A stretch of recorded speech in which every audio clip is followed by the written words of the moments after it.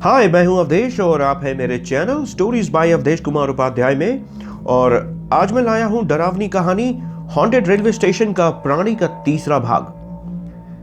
पहले और दूसरे भाग को सुनने के लिए आप मेरे चैनल पर जा सकते हैं और हॉन्टेड रेलवे स्टेशन का प्राणी के दोनों भाग सुन सकते हैं और अपने कमेंट्स जरूर दीजिएगा। तो मैं शुरुआत करता हूं तीसरे भाग की। तो बैजू ओझा के घर में लगी आग और राख हो चुके बैजू के परिवार वालों की हड्डियां देखने के बाद विशंबर का कलेजा धक हो गया। उन्हें लगा कि कहीं ना कहीं इस हादसे के पीछे किरीट राक्षस ही है, क्योंकि उसने चेतावनी दी थी कि उसके आदेश पर उसके अनुचर भूत प्रेत बैजू के परिवार वालों को आग में झोंक देंगे। विशंबर को वहां रुकना खतरे से खाली नहीं लगा, तो वो कुशाराम को लेकर फौरन अपने शहर की ओर निकल गए। उन्हें डर था कि कहीं किरीट फिर से कुशाराम के पीछे ना आ जाए, और अगर ऐसा हुआ तो यह और भी ज्यादा भयानक होगा। आनंद फानंद में वो रेलवे स्टेशन पहुंचे और एक ट्रेन में जाकर बैठ गए। ट्रेन चलने में अभी वक्त था, तो कुशाराम ने विशंबर से कहा, आप बैठिए, तब तक मैं पानी लेकर आता हूं। हाँ ठीक है, मगर जल्दी आना, विशंबर ने कुशाराम से कहा। कुशाराम ट्रेन से उतरकर पानी लेने चला गया, पर काफी देर तक लौट कर नहीं आया। विशंबर को फिर चिंता होने लगी। उनके मन में फिर वही मंजर उभरने लगा कि कहीं फिर से सब कुछ दोहराया तो नहीं जाएगा। तभी ट्रेन का हॉर्न बजा। ट्रेन अब चलने के लिए तैयार थी। विशंबर अपनी सीट से उठकर खड़े हो गए और यहां वहां देखने लगे कि कुशाराम कहां है, पर वो कहीं नहीं दिखा। ट्रेन भी चलने लगी और धीरे धीरे रफ्तार पकड़ने लगी, पर कुशाराम फिर भी नहीं दिखा।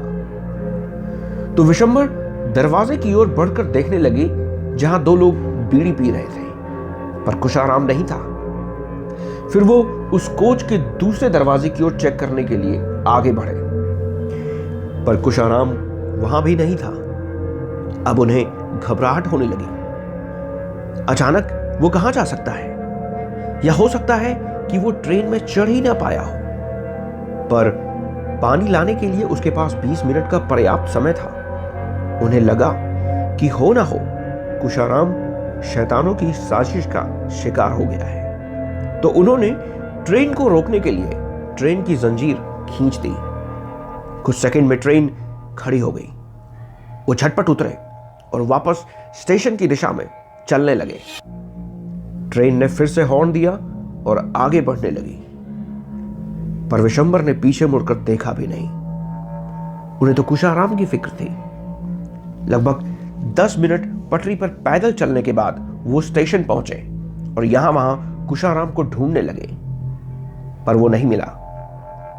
थक हार कर उन्होंने पुलिस को रिपोर्ट करके कुशाराम की गुमशुदगी की रिपोर्ट दर्ज की और अपने शहर लौट आए। इस दौरान वो कई तांत्रिक, ओझा आदि से मिलते रहे। उन्हें पैसों का लालच भी दिया ताकि कुशाराम का पता लग सके, पर कुशाराम तो जैसे सबकी पहुंच से दूर चला गया था। कोई भी उस तक पहुंच नहीं पा रहा था। और ऐसा करते करते लगभग 2 महीने बीत गए थे, और एक शाम कुछ पुलिस वालों ने विशंबर के दरवाजे पर दस्तक दी। वो शाम 6 बजे का समय था। विशंबर ने जब उनके आने का कारण पूछा तो सुनकर दंग रह गए।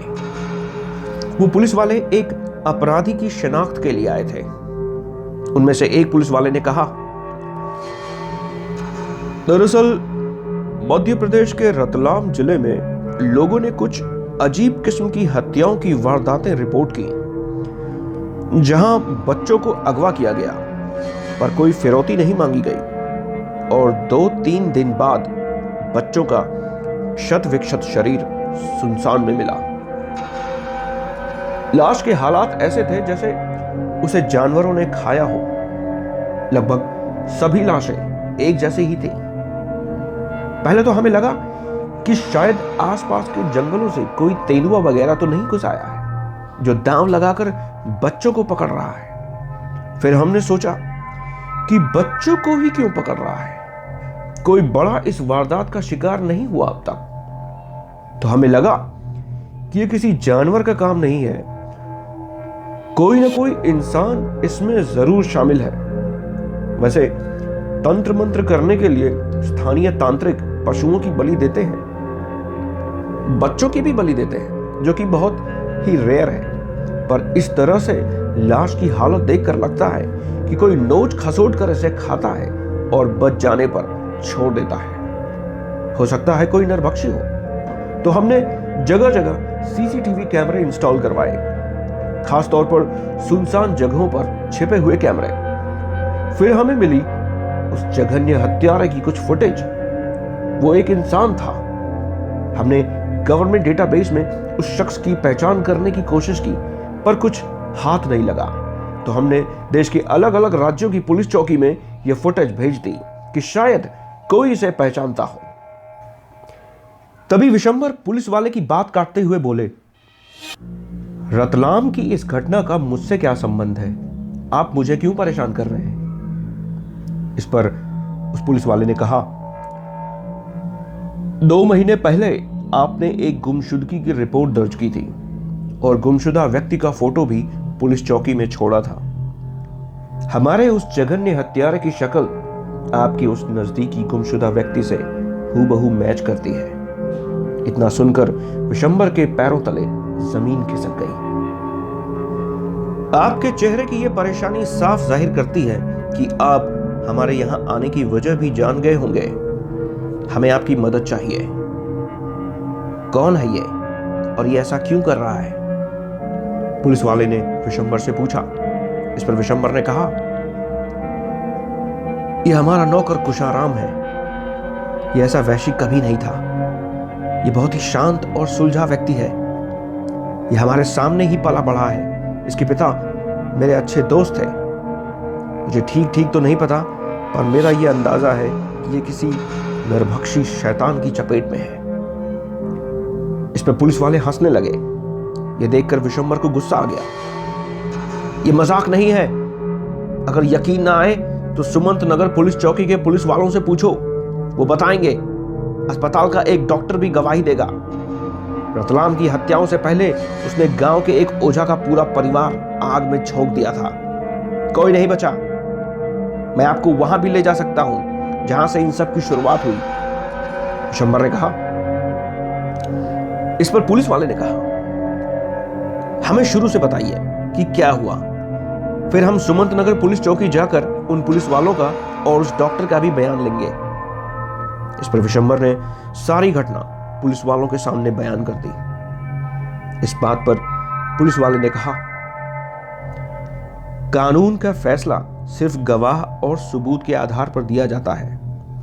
मैं पूरी कोशिश करूंगा कि कुशाराम से नरमी से पेश आया जाए, पर यदि वो हिंसक समाज के लिए घातक निकला तो उसे कानून सजा जरूर देगी। बेशक दे, पर मैं ये कहना चाहता हूं, इसके लिए कुशाराम दोषी नहीं है। वो शैतान किरीट, वो ही इसका जिम्मेदार है। विशंबर ने अपनी बात रखी।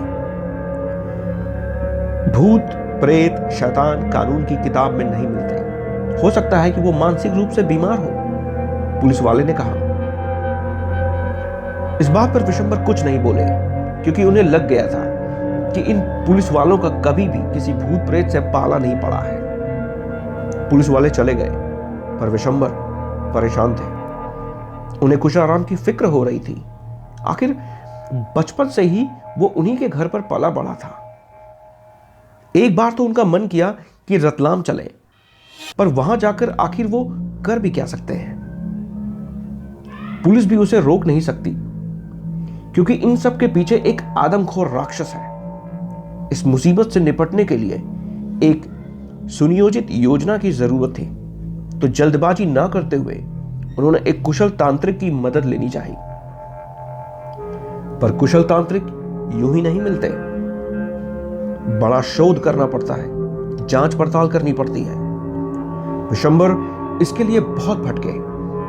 बनारस, हरिद्वार, नासिक, उज्जैन, प्रयाग और एक से एक पंडितों और तांत्रिकों से मिले, पर कोई भी उनके साथ जाने को तैयार नहीं हुआ। उनमें से कुछ ज्योतिष के जानकार भी थे। उन्होंने स्पष्ट रूप से विशंबर से कहा, आप जिसे ढूंढ रहे हैं, आपको वो खोजने से नहीं मिलेगा। वो खुद ब खुद आपके सामने आ जाएगा। आप ईश्वर पर भरोसा रखिए और अपने शहर जाइए। यदि वो शख्स खुद ब खुद मेरे सामने आ जाएगा तो मैं उसे पहचानूंगा कैसे? विशंबर ने कहा, उस शख्स का नाम होगा इंद्रजीत। वो बहुत ही सिद्ध पुरुष है। उसके जैसे लोग पृथ्वी पर बहुत कम हैं। आप मेरा भरोसा करिए, आपका कार्य अवश्य पूर्ण होगा। जितना दिल से आप प्रार्थना करेंगे, इंद्रजीत से मिलने की संभावनाएं उतनी ही जल्दी होंगी। विशंबर के सामने इंतजार करने के अलावा दूसरा कोई चारा नहीं था, तो वो अपने शहर लौट आए और अपनी दिनचर्या में लग गए। इस दौरान उन्हें जब भी अवसर मिलता, वो प्रार्थनाएं करते, अकेले में, कभी पास के मंदिर, कभी अपनी दुकान पर, कभी घर पर। एक बेसब्री थी उनके मन में इंद्रजीत से मिलने की। इस दौरान रतलाम की पुलिस भी कई बार उनसे मिलने आई और अपनी कहानी को साबित करने के लिए विशंबर को बैजू ओझा के गांव भी जाना पड़ा पुलिस के साथ। पर्याप्त सबूत और गवाह मिलने पर रतलाम की पुलिस वापस अपने शहर लौट गई और विशंबर वापस शहर जाने के लिए ट्रेन में बैठ गए। वो ट्रेन चलने का इंतजार कर ही रहे थे, उसी वक्त एक साधु उनके बगल से गुजरा और विशंबर को देखकर बोला, आप इस ट्रेन में क्या कर रहे हैं? विशंबर अचानक से इस सवाल पे हड़बड़ा गए। वो तो अपनी ही सोच में डूबे हुए थे। जी, मैं समझा नहीं। विशंबर ने उस 30 वर्षीय भस्म में लिपटे साधु से पूछा।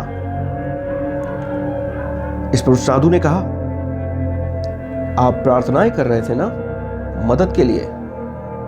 मैं आपकी मदद के लिए आया हूं।